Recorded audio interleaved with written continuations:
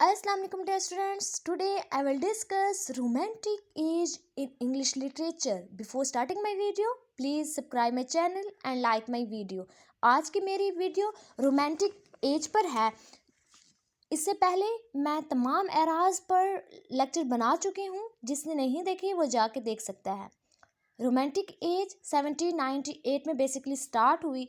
तो आज के लेक्चर में मैं डिस्कस करूंगी इसका हिस्टोरिकल बैकग्राउंड, इस टाइम पर कौन कौन से पॉइंट्स थे, ये इसको रोमांटिक एज क्यों कहा जाता है, इस एरा को रोमांटिक एरा क्यों कहा जाता है, और इस टाइम पर प्रोज राइटर कौन से थे, और इस टाइम पर कौन से फेमस नॉवल लिखे गए. ये सब आज की वीडियो में डिस्कस होने वाला है. स्टार्ट करते हैं अपनी आज की वीडियो. सबसे पहले इसका हिस्टोरिकल बैकग्राउंड. रोमांटिक एरा से प्रीवियस एरा था, हमने पढ़ा Augustan age, age of sensibility, ये सब हमने डिस्कस किया. इस टाइम पर हमने देखा कि अगस्टन एज में क्वीन एन जो हैं वो क्वीन होती हैं इंग्लैंड की. उसके बाद George first, George second and then अब जो है किंगशिप किसके पास है, जॉर्ज थर्ड के पास. जॉर्ज सेकंड का बेटा जॉर्ज थर्ड के पास किंगशिप है. सो इंग्लैंड का किंग कौन था, George third. Romantic era time पर जॉर्ज थर्ड जो था वो किंग था इंग्लैंड का. इस टाइम पर बहुत ज़्यादा मेजर इवेंट्स हुए हैं, मेजर जो है वो रेवोल्यूशंस आई हैं. ये सब मैं डिस्कस करती हूँ. ये एरा बेसिकली स्टार्ट हुआ 1798 से. ये एरा कब स्टार्ट हुआ, 1798, जब लैरिकल बैलेट पब्लिश हुआ था. अब लैरिकल बैलेट ये एक वर्क था, कोलैबोरेशन वर्क, किसका, S T college and William Wordsworth का. हम इस एज को रोमांटिक एज क्यों कहते हैं, क्योंकि इस एज में ट्रू फीलिंग्स जो है नेचर के लिए वो राइज हुई थी. ठीक है, true feelings for nature rise out in this era. So this era is called romantic era. Romance for nature, ये कोई दूसरा वाला रोमांस नहीं है, ये रोमांस जो है नेचर के लिए रोमांस इसमें दिखाया गया है. इस टाइम पर अब क्यों ज़रूरत पड़ी रोमांटिक एज की, इसकी रीज़न क्या है रोमांटिक एज की. इससे पहले जो इनलाइटमेंट वाली एज थी, यानी अगस्टन एज थी, या एज ऑफ रीजन जिसे हम कहते थे, ये सिविलाइज्ड, इन बहुत सारे लोगों को सिविलाइज कर दिया था, सोसाइटी को सिविलाइज्ड कर दिया. सो इस टाइम पर फिर इंडस्ट्रियल रेवोल्यूशन आ गया था. कैसे सिविलाइज्ड मीन्स के लोग जो हैं वो माइग्रेट करना लग गए विलेज से सिटी की तरफ. ठीक है, सेंस आ गया था लोगों में. कह लें लोग जो है जितने भी राइटर्स थे उस टाइम पर, उन्होंने रीज़न पर बेस्ड वर्क लिखना स्टार्ट कर देते, इससे लोग सिविलाइज्ड हो गए थे और लोगों ने मूव ऑन शुरू कर दिया विलेज से सिटी की तरफ. इस टाइम पर जॉर्ज थर्ड की नाअहली की वजह से अमेरिका भी आज़ाद हो गया था, यानी अमेरिकन इंडिपेंडेंस भी इस टाइम पर हुआ, इंडस्ट्रियल रेवोल्यूशन भी इस टाइम पर हुआ. इस टाइम पर एक और मेजर इवेंट हुआ, फ्रेंच रेवोल्यूशन. फ्रेंच रेवोल्यूशन भी इसी टाइम पर जो है हुआ.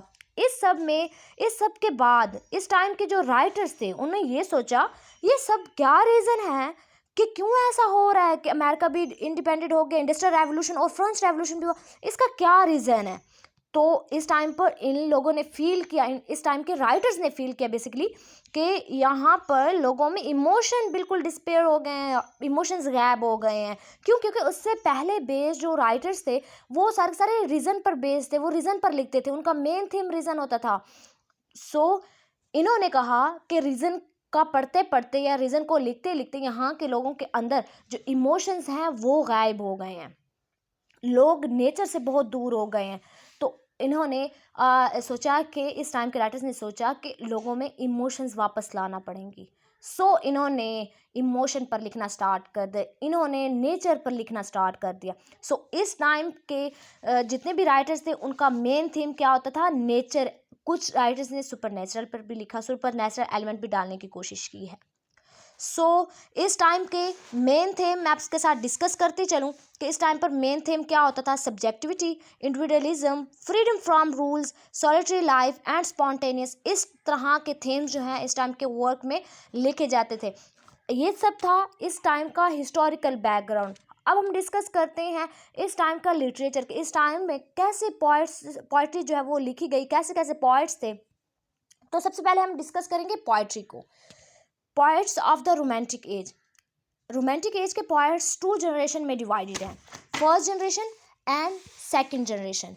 फर्स्ट जनरेशन जनरेशन में जो फेमस पोइट आते हैं वो हैं William Blake, Robert Burns, William Wordsworth, S T Coleridge, Robert Southey and sir Walter Scott.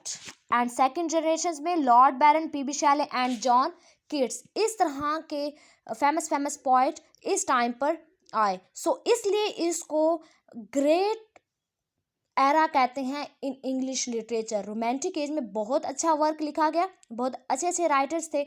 तो ये रोमांटिक एज जो है ये ग्रेट एज मानी जाती है इंग्लिश लिटरेचर में। अब ये जो विलियम ब्लैक और रॉबर्ट बर्न्स हैं इसको हम पहले जो है वो डिस्कस कर चुके हैं। बेसिकली इनका ज़्यादा ताल्लुक जो है या ज़्यादा वर्क जो है इन्होंने उस टाइम पीरियड में अगस्टन एज में लिखा। एज ऑफ सेंसिबिलिटी में इनका वर्क जो हमने डिस्कस किया हुआ है। सो इसको हम दोबारा डिस्कस नहीं करेंगे। इसको यहाँ लिखने का मकसद कि इनको फेम अपने टाइम पर नहीं मिली, यानी age of sensibility, Augustan age, age of reason में इन्हें जो है वो फेम नहीं मिली। इनके वर्क को बाद में, इनके डेथ के बाद सराहा गया कि वाकई इनका वर्क बहुत अच्छा था, ये बहुत ग्रेट पोइट्स थे। सो इनके बाद जो जितने भी famous poet William Wordsworth, S T Coleridge, Robert Southee, इनको लैग पोइट भी कहा जाता है। लैग्स पोइट भी कहा जाता है या पोइट ऑफ लैग भी कहा जाता है। क्यों कहा जाता है? क्योंकि ये लैग के करीब रहते थे, इस वजह से। इन्होंने ये नेचर के बहुत ज़्यादा इसलिए करीब थे क्योंकि ये लैग के करीब रहते थे। ये इस तरह की चीज़ों को ऑब्जर्व करते थे, नेचर को ऑब्जर्व करते थे। देन इन्होंने नेचर पर लिखना स्टार्ट कर दिया। इसके बाद इन सब को मैं डिटेल में जो है वो डिस्कस करूँगी, एक एक पॉइंट को। इसके बाद हमारे पास विलियम वर्ड्सवर्थ, रोमांटिक एज के बहुत famous poet William Wordsworth. William Wordsworth naturalism पर लिखते थे और जो कॉलरिज थे वो सुपरनेचुरल पर लिखते थे। अब जो विलियम वर्ड्सवर्थ हैं इसके नेचुरलिज्म में कौन सी चीज़ इंक्लूड थी? Love for nature as well as non living, यानी जहाँ पर ये लव फॉर नेचर को पर वर्क लिखता है, इसी तरीके से नॉन लिविंग और लिविंग के बारे में भी लिखता है, यानी वो भी नेचुरल में आ गया। लिविंग और नॉन लिविंग, एक सिंपल और नेचुरल सराउंडिंग में लिविंग और नॉन लिविंग पर भी लिखता है। जो हमारे पास कॉलरिज होंगे, कॉलरिज को हम डिस्कस करेंगे। कॉलरिज जो है वो सुपर नेचुरलिज्म अपने एलिमेंट में वर्क में यूज़ करता है। वो मैं बताऊंगी कि कैसे इसने सुपर नेचुरल एलिमेंट्स और किन किन पॉइंट्स में यूज़ किया। तो पहले हम वर्ड्सवर्थ को ही डिस्कस करते हैं। सबसे पहले विलियम वर्ड्सवर्थ की बर्थ का पता होना चाहिए। विलियम वर्ड्सवर्थ जो है वो 1770 में पैदा हुए और 1850 में इनकी डेथ है। 1850 में डेथ है और 1770 में पैदा हुए। इनने बहुत अच्छा वर्क लिखा। इनके वर्क में मेन थीम जो है वो नेचर होती थी। इनकी famous book the Prelude, Westminster Bridge, the world is too much with us and ode on the intimations of immortality, इस तरह के बहुत ज़्यादा वर्क लिखे। लैरिकल बैलेड, और जो लैरिकल बैलेड वर्क है वो विलियम वर्ड्सवर्थ और एस टी कॉलरिज का बेसिकली कलेक्शन है। और कहा जाता है कि इसमें बहुत ज़्यादा जो पोइम्स थी वो विलियम वर्ड्सवर्थ की थी और कुछ पोइम जो है वो एस टी कॉलरिज की थी। इसके अलावा टू मिल्टन जैसी सोनेट भी इसने लिखी, वेस्टमिनिस्टर ब्रिज जैसी सोनेट इसने लिखी, ओ टू द ड्यूटी और इमोर्टैलिटी ओड, इस तरह की इन द इमोर्टैलिटी ओड भी इसने इस तरह के फेमस जो है वर्ड विलियम वर्ड्सवर्थ ने लिखी। द सिम्पलेंस पासिस, टेंस्टेंट अबाय, द रिकुलस, द एक्सर्जन्स, इस तरह के फेमस वर्क विलियम वर्ड्सवर्थ ने लिखी और इसका मेन थीम वर्क में नेचर होता था, ये आपने याद रखना है। इसके बाद हमारे पास second famous poet S T Coleridge. S T Coleridge supernaturalism पर लिखता था और सुपर नेचुरल एलिमेंट को अपने वर्क में ये डालता था, यानी कुछ चीज़ें यानी नेचर पर भी लिखता था, सुपर नेचुरल एलिमेंट को ज़्यादा यूज़ करता है। सुपर नेचुरल एलिमेंट्स अनसीन, मतलब जो जिसको हम देख नहीं सकते, ऐसे एलिमेंट जो है ये यूज़ करता था। सुपर नेचुरल कहते हैं जिसे, नेचर से सुपर, नेचर से भी आगे। एक तो होता है ना नेचुरल चीज़ को लेना, और नेचर से भी आगे। नेचुरल चीज़ को हम देख सकते हैं लेकिन जो सुपर नेचुरल वो अनसीन होते हैं। तो इस तरह के एलिमेंट से अपने वर्क में लेता था। इसने बहुत ज़्यादा फेमस वर्क लिखा, religious music, the ancient mariner, जैसे द एनिशेंट मैरिनर है इसमें सुपर नेचुरल एलिमेंट को यूज़ करता है। क्रिस्टोबल में डेस्टिनी ऑफ नेशंस, कुबला खान, इस तरह के फेमस वर्क जो है एस टी कॉलरिज ने लिखे। इसका ग्रेट कंट्रीब्यूशन है रोमांटिक एरा में। और एक बात और कि विलियम वर्ड्सवर्थ को ही क्रेडिट दिया जाता है रोमांटिक मूवमेंट के लिए, यानी रोमांटिक मूवमेंट के लीडर कौन थे? William Wordsworth. इसके बाद हमारे पास हैं Robert Southee. Robert Southee great poet थे इस टाइम पर, इनका ग्रेट कंट्रीब्यूशन है रोमांटिक एरा में। और रॉबर्ट साउथी जो है 1774 में पैदा हुए, 1843 में इनकी डेथ है। और एक और बात कि ये पोएट ऑफ लॉरियट भी थे, और ये कितने अरसा पोएट ऑफ लॉरियट रहे। इन्हें सबसे पहले इंग्लिश लिटरेचर में क्रेडिट मिला था पोएट ऑफ लॉरियट का। रॉबर्ट साउथी के बाद William Wordsworth poet of laureate थे। रॉबर्ट साउथी जो है 1813 में पोएट लॉरियट बने, और डेथ तक यही पोएट लॉरियट थे, यानी 1813 में बने और 1843 में डेथ के बाद पोएट लॉरियट जो है वो विलियम वर्ड्सवर्थ बने। सो ये पॉइंट आपने याद रखना। और ये लैक पोएट भी इसे भी कहा जाता है, ये भी इंक्लूड है लैक पोएट में। इसका famous work Thalaba, the curse of Kehama, Madoc, Roderick जैसे फेमस वर्क रॉबर्ट साउथी ने लिखे। इसके बाद हमारे पास स्कॉट ग्रुप का एक poet, famous poet Walter Scott, जिसने जो है अपना रोल प्ले किया रोमांटिक एरा में। इसका famous work Marmion, lady of the lake, the lady of the last minister, the lord of the isles जैसे फेमस वर्क वाल्टर स्कॉट ने अपने टाइम पीरियड पे लिखे। और वाल्टर स्कॉट का हम वर्क नॉवल में भी डिस्कस करेंगे, ग्रेट नॉवलिस्ट भी थे। इसके बाद स्कॉट ग्रुप में थॉमस कैम्पबेल और थॉमस मोर जैसे फेमस पोएट भी आते हैं। इसके बाद हम डिस्कस करते हैं सेकंड जनरेशन को, यानी फर्स्ट जनरेशन में William Wordsworth, S T college और रॉबर्ट साउथी को हमने डिस्कस किया। सेकंड जनरेशन में लॉर्ड जॉर्ज गॉर्डन बैरन, ये सेकंड जनरेशन में, या इसको यंगर ग्रुप में भी इंक्लूड हम कर सकते हैं। ये फेमस पोएट थे और इन्होंने ग्रेट कंट्रीब्यूशन पेश किया रोमांटिक पीरियड में। ये सिर्फ जो है इस पर इम्पैक्ट जो था वो दोनों का था, यानी विलियम वर्ड्सवर्थ का और एस टी कॉलेज दोनों का इम्पैक्ट था। इन्होंने स्टैरिकल पोएम्स लिखी जैसे कि इंग्लिश बर्ड्स, स्कॉटिश रिव्यूअर, इस तरह की जो है स्टैरिकल पोएम लिखी। चाइल्ड हार्लोड पिलग्रिम्स इसका फेमस वर्क है। The Giaour, the visions of the judgments, Don Juan, इस तरह के फेमस वर्ड्स लॉर्ड बैरन ने लिखे। और इनकी बर्थ 1788 से 1824 तक है, 1788 से 1824 तक। इसके बाद हमारे पास most famous figure younger group के या सेकंड जनरेशन के रोमांटिक पीरियड में पीबी शैले हैं, जिन्हें फेमस वर्क लिखा और टू द वेस्ट विंड, इन्होंने ऑडीज लिखी। क्वीन मैप जैसे वर्क भी लिखा। आडोनियस, इनका जो ये वर्क है आडोनियस, इसने लिखा था जॉन कीट्स के डेथ पर। पीबी शैले जो है वो उसने जॉन कीट्स के डेथ पर ये वर्क लिखा, फेमस वर्क लिखा। इसके अलावा इसके और वर्क भी हैं, एलेस्ट्रॉल हो गया, जूलन एंड मेडोला हो गया, इस तरह के वर्क, हेलिस हो गया, इस तरह के फेमस वर्क इसने लिखे। ओ वर्ड, ओ लाइफ, ओ टाइम और टू स्काईलार्क, इस तरह के फेमस वर्क इसने अपने टाइम पीरियड में। और ऑजमैंडियस भी इसका मोस्ट फेमस वर्क है, किसका? पीबी शैले का। इसके बाद हमारे पास लास्ट पॉइंट है इस टाइम पीरियड के, जॉन कीट्स, और जिसको पॉइंट ऑफ ब्यूटी भी कहा जाता है। इनका मेन थीम वर्क में ब्यूटी होता था। इन्हें बहुत ज़्यादा वर्क लिखा और ये परफेक्ट एक पॉइंट थे। और इनकी बड़ी यंग एज में जो है वो डेथ हो जाती है। और इसने फिर भी यानी थोड़े से अरसे के लिए जिए, लेकिन इन्हें अपना जो है नेम बहुत फेमस किया। इनका बहुत अच्छा work the above of S T agency Endymion, जो कि कंप्लीट वर्क नहीं है, उससे पहले इनकी डेथ हो जाती है। इनने ऑडीज लिखी। कौन कौन सी ऑडी लिखी? और to nightingale, ode on a Grecian, और टू ऑटम, इस तरह के, ऑड ऑन अ इमोर्टैलिटी, इस तरह के फेमस वर्क लिखे। और ये वर्क किसने लिखे? जॉन कीट्स ने लिखे। और इनकी एल एज में डेथ भी हो जाती है, जैसे कि मैं आपको पहले बता चुकी हूँ। इसके बाद हम डिस्कस करते हैं इस टाइम के pros writer. Great prose writer कौन से थे? First of all Charles lamb, इसके बारे में आप लोगों ने ज़रूर सुना होगा। एक ग्रेट प्रोज राइटर है। 1775 में इनकी बर्थ है, 1834 में इनकी डेथ है। चार्ल्स लैम्ब जो है मोस्ट लवली एबल पर्सनैलिटी हैं इंग्लिश लिटरेचर में। ये हम्बल, ऑनेस्ट और सेल्फ सेक्रीफाइसिंग है।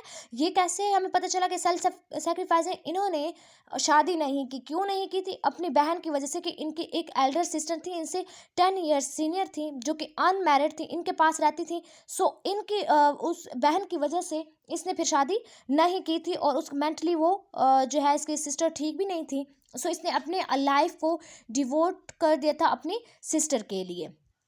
सो ये ग्रेट कंट्रीब्यूशन, इसके अलावा इनने इंग्लिश लिटरेचर में ग्रेट कंट्रीब्यूशन पेश किया रोमांटिक एरा में स्पेसिफिकली, और ग्रेट प्रोज राइटर और most lovely able English essayist थे।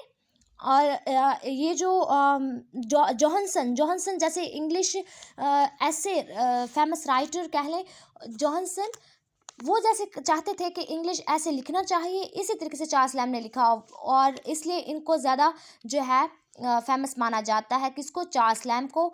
ये एसेज ऑफ एलिया का एक कलेक्शन है, एसेज ऑफ एलिया का, जो चार्ल्स लैम्ब का कलेक्शन है, जिसमें इसके जो है वो काफ़ी फेमस वर्क आ जाते हैं, ऐसे आ जाते हैं, चिमनी स्वीपर, इस तरह के फेमस वर्क जो है, ड्रीम्स हो गया, इस तरह के फेमस वर्क इस कलेक्शन में हैं। इसके बाद इसके लास्ट ऐसे इसका एक कलेक्शन है। इस तरह के फेमस वर्क चार्ल्स लैम्ब ने अपने टाइम पीरियड में लिखे। इसके अलावा टेल्स फ्रॉम शेक्सपियर भी इसने लिखा था, प्रिंसेस ऑफ इंग्लिश एसेज भी लिखा थे। इस तरह के फेमस वर्क चार्ल्स लैम्ब ने लिखे। इसके बाद हमारे पास सेकंड ग्रेट प्रोज राइटर है विलियम हैजलिट, जो कि अपने टाइम पीरियड के ग्रेट प्रोज राइटर हैं। इनने भी बहुत ज़्यादा कंट्रीब्यूशन दिया है रोमांटिक एरा को। 1778 से 1830 तक जो है इनका टाइम पीरियड है।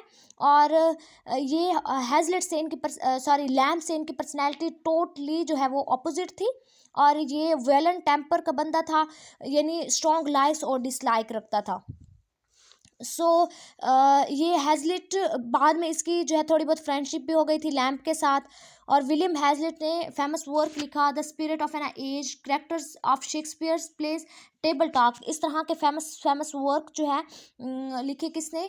विलियम हैजलिट ने। The spirits of an age इसका ग्रेट वर्क माना जाता है, इसी की वजह से बहुत ज़्यादा ये फेमस हुआ। इसके बाद हमारे पास इस टाइम पीरियड के last and great prose writer Thomas De Quincey, जिनकी बर्थ 1785 से 1859 तक इनका टाइम पीरियड चलता है, 1785 से 1859 तक। और ये famous writer impassioned prose writer हैं, और इनने reaction of his day against severe classicism show किया, यानी इसने क्लासिसिज्म को बहुत ज़्यादा इसका वर्क जो है वो क्लासिसिज्म के जितने भी क्लासेस थे उनके वर्क का रिएक्शन था। सो इसलिए भी इनको ग्रेट माना जाता है थॉमस डी क्वेंसी को। इसने फेमस वर्क लिखा, conversation of an English opium eater, the carriers, John of arc, इस तरह के फेमस वर्क जो है थॉमस डी क्वेंसी। इसका एक और फेमस वर्क है on the knocking at the gate in Macbeth, इस तरह का फेमस वर्क जो है इसने लिखा, और ये इस वर्क की वजह से इसे जाना जाता है थॉमस डी क्वेंसी को। ये थे इस टाइम पीरियड के फेमस प्रोज राइटर। अब हम डिस्कस करते हैं इस टाइम पीरियड में जो फेमस नॉवलिस्ट थे। गॉथिक नावल इस टाइम पर लिखा गया, जैसे कि मिसिस एन रेडक्लिफ थी, जिनने फेमस वर्क लिखा द मैसेजेस of Udolpho and the Italian, इस तरह का फेमस नावल रोमांटिक पीरियड में लिखा गया, और इसको गॉथिक नावल कहते हैं। इसके बाद इस टाइम पर जो है वो थे मैथ्यू ग्रेगरी लेविस, जिन्होंने वर्क लिखा the monk, tales of terror, tales of wonder, इस तरह के फेमस वर्क लिखे। इसके बाद जो है another great novelist Charles Robert Marton, जिसने वर्क लिखा था मलमौत द वंडरर, और इसी वर्क की वजह से इसको जाना जाता है। और इस पर इसका इन्फ्लुएंस इन फ्रांस को ये किस पर, जो मैल्थम द वंडरर है, ये एग्जर्ट करता है ग्रेट इन्फ्लुएंस इन फ्रांस। इसके बाद मैरी शेले हैं हमारे पास, जिन्होंने फेमस वर्क लिखा था फ्रैंकेस्टाइन, ये फेमस वर्क है मैरी शेले का।